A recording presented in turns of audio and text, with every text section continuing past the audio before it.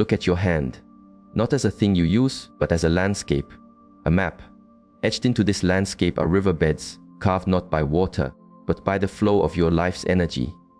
If you see the soft curve of a moon and the strong lines of a mountain forming an M, this is no accident. This is an invitation from your own spirit. Today, we do not unlock a secret from the universe. We listen to the truth that has always been speaking from within you. Ancient wisdom does not place meaning on us from the outside. It awakens what is already sleeping inside. In my tradition, we understand that these markings are not signs that you are chosen. They are reminders of a path you have chosen, a path of deeper awareness, a journey of profound contribution. Whether this is a knowing you have carried for years or a recognition that dawns on you today, the journey begins when you finally stop looking away. I invite you to walk this inner landscape with me, to understand what it means to live from this source. You have looked at these lines and felt a question rise from deep within you. What is this current I feel? That soft crescent shape beneath your fingers. That bold M that anchors the center of your palm. It felt too present to be ignored. Yet when you spoke of it, the world did not understand. They offered you reason, logic, dismissal. But your heart, your spirit knew. This is not imagination.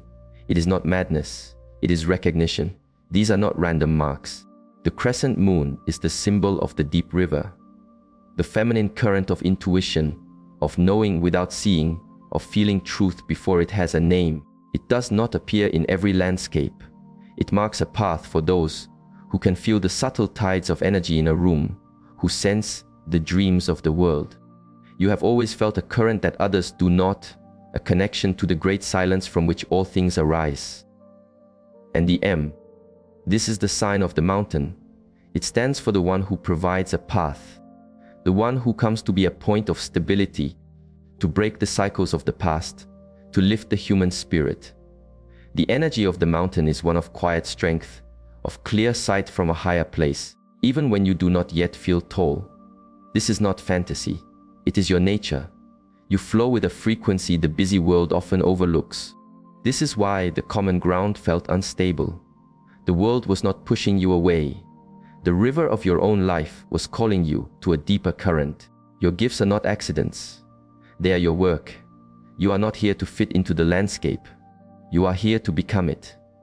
Once you accept this, the flow begins.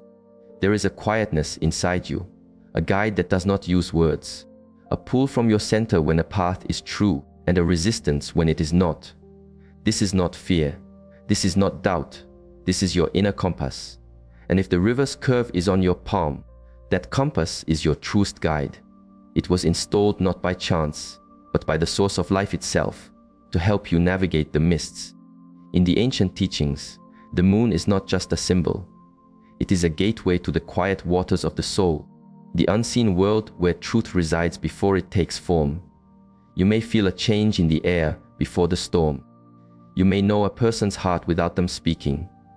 You may feel an undeniable pull to turn, to walk away, to make a choice that logic cannot defend. That is not a coincidence. That is alignment. That is your spirit remembering the map that the mind has forgotten. But the world has taught us to doubt this compass. Be practical, they say. Don't be so sensitive. And yet, how many times has the river of your intuition shown you the way, only for you to ignore it and find yourself stranded on dry land? The crescent moon is your reminder your deep feelings are not just valid, they are sacred. When you begin to trust this inner flow as your guide, not just a passing feeling, you discover a life of clarity, of stillness, of purpose. You stop seeking maps from others and begin to follow the one that is already a part of you. Your sensitivity is not a weakness. It is a connection to the very current of life. It is time to listen to the water. Look closely at your palm. Do you see it? The unshakable M, formed by the lines of the heart, the mind, and life itself. This shape is not an accident of the flesh. It is a symbol of inner structure, a spiritual signature that reminds you are here to be a path. The mountain does not appear on every landscape. When it does, it signifies a spirit who is not here for the flatlands of an ordinary life. These are the souls who ask the deep questions, who feel a fire within to understand what is real, what is true. Perhaps as a child, you were seen as too intense, too inquisitive, too free. But what the world saw as resistance was your inner mountain beginning to form.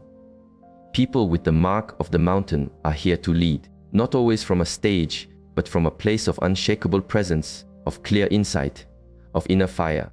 These are the ones who walk through the storm to show others the way to shelter. The ones who become lost, only to find a deeper ground. The ones who hold a quiet light in spaces where others fear to tread. You are not here to follow the changing winds. You are here to be the mountain that they blow against. You are here to break patterns, to question illusions, and to awaken others from their slumber. Your life is not a series of random events. It is the formation of a mountain. Your pain has shaped its cliffs. Your questions have carved its paths. The M is your reminder. You were not meant to be small. You are meant to awaken the sleepers, to steady the shaken, and to rise so that others may see the way. This is your path. Walk it with courage. Your energy is not a passive thing. It is a living presence. And if the river and the mountain meet in your palm, this presence is amplified. This is why your life may be one of extremes. Others are either drawn to your fire for warmth, or they turn away from its heat. And it is not because you are flawed. It is because your energy speaks the truth before your mouth does. When your inner frequency is high, when you are aligned with the flow of the river and the ground of the mountain, you do not blend in. You emanate, and this emanation does not allow for neutrality. It either awakens or it disturbs. You have felt this. You enter a space, and the silence shifts. Strangers reveal their hearts to you, or old friends create a sudden distance. It is all the movement of energy. Your frequency is intense because it is a place of confluence. And where two powerful forces meet, the energy is never still. It reveals what is hidden. It stirs what is sleeping. It activates truth in others. This is your gift, but it is also your responsibility. You are not meant to dim your light to make others comfortable. You are a clear spring. A spring does not judge who comes to drink, but it reflects their true face with perfect honesty. The river marks your connection to flow. The mountain marks your mission to stand in truth. When these combine, your presence becomes a landmark. A landmark does not chase after travelers. It simply is, whether it is surrounded by many or stands in solitude. So trust the drawing near and the moving away. It is not personal. It is the natural response to your presence. It is all proof that you are here, that your path is true, and that your energy is doing the work it came here to do. If the Crescent River and the sacred mountain are etched on your palm, there is a very real possibility that your hands are not merely for doing. They are for being a conduit of healing. You have been calming storms and mending wounds, perhaps without ever knowing it, simply through your presence, your words, your stillness. This is not imagination.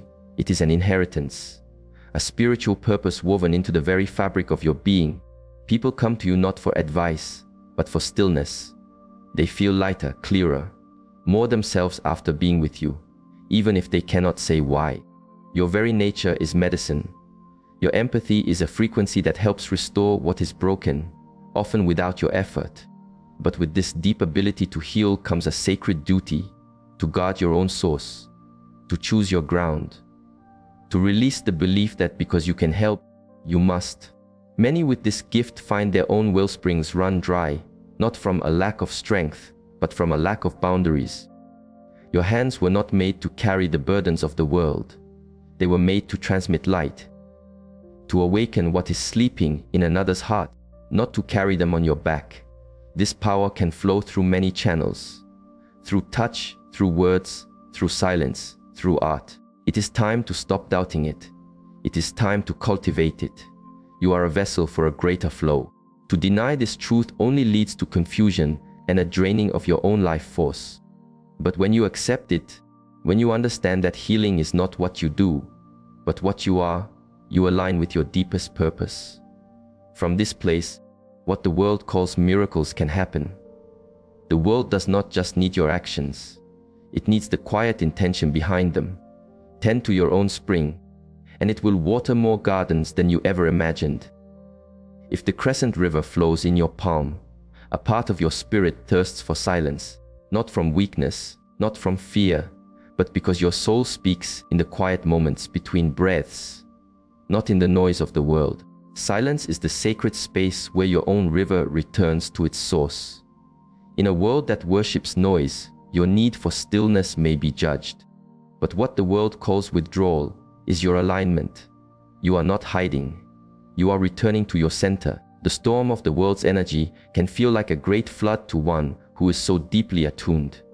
This is why you must retreat, to find still water. This is not escape. This is essential spiritual practice. The Crescent marks those who feel the currents of the world as if they were their own. Without stillness, this sensitivity becomes a burden. But in silence, you hear your own soul again. In solitude, you feel your own ground. Your deepest knowing, your truest vision, it does not arise when you are performing. It arises in the pause.